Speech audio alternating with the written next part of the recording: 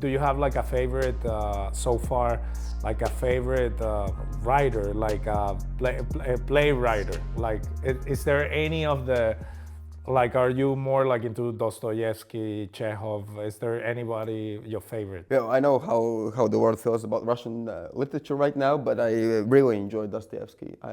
How does the world feel about the Russian literature? Well, But I think Dostoevsky and Chekhov, especially the Anton, yeah, like the uncle, are regarded as like pure genius. Like I don't think as the any classics, of course, yeah, but there is this opinion. I don't know how I feel about it, about using Russian literature in theater. But I think Alvis Hermans told it once in the interview that if you're using Russian literature in this moment, it should be used by reason. I don't know if I agree with the opinion.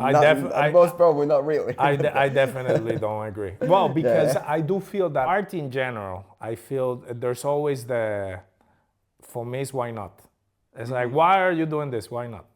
Like in general, like for example, I've been very vocal about I'm not a true supporter of cinema funded by the government because I think that in my country it used to be the same, and I think one of the problems that ends up happening is that they dictate you know they have to approve your budget, so they want something that is supposed to be like a contribution to the art in the country.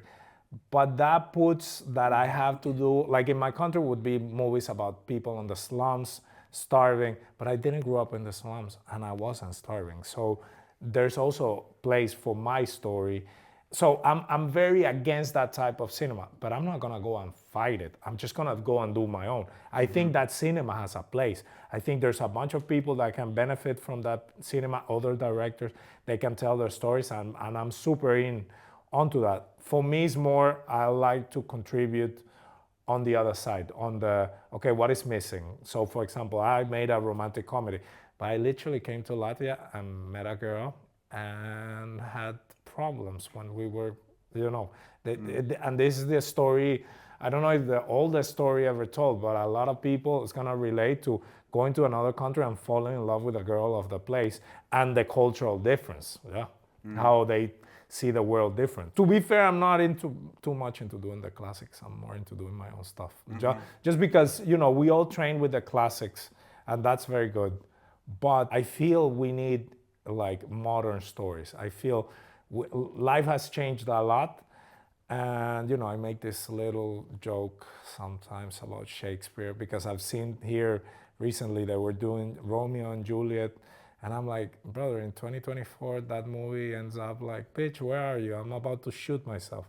Like that makes no sense. Like, so, but again, I feel people want to do it, they should do it, but I go and contribute to what I feel is missing. I feel their new stories need to be told with people that have gone through different things. And that's what I try to contribute by making my movie. Yeah. But that's a personal choice. So you're saying that the stories.